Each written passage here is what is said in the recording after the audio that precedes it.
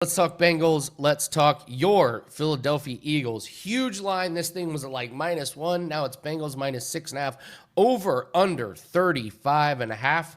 I love your comment right before the show. What'd you say?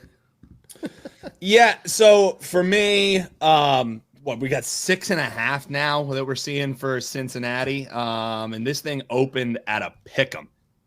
So I'm just saying that's a hell of a line move. And that's what happens in preseason, right? I was talking with one of the people in the chat. Preseason is one of the very few times that a coach actually tells you what their game plan is.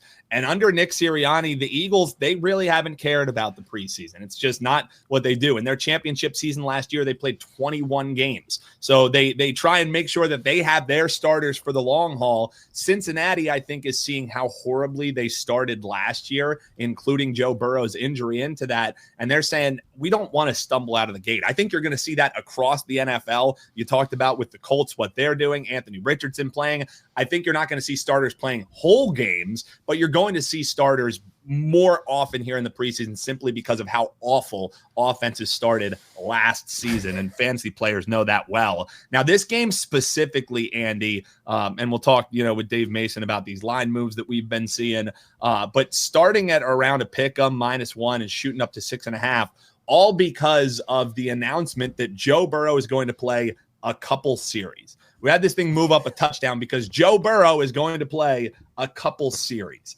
I don't get that, because outside of Joe Burrow, who's going to see, is he going to play majority of the game, Andy? No, he's going to play a couple of series. Does that mean one? Does that mean two? Do they go down, they get a scoring drive and they pull them out?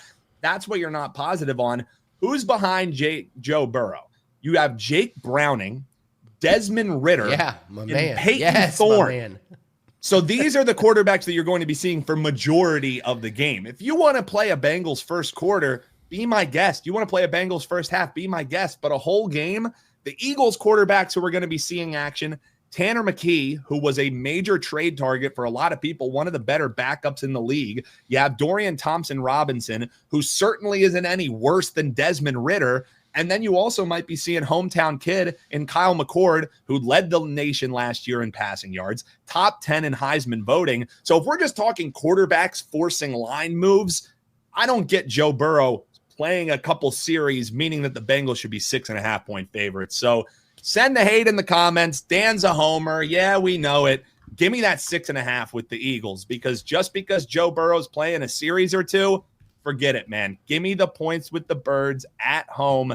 Do the Eagles care about preseason? No. But has this line move gotten out of whack? If it's -4, -3, okay, I'm all in on the Bengals. But 6.5, crazy to me, because a quarterback who may not be 100% still is playing a couple series.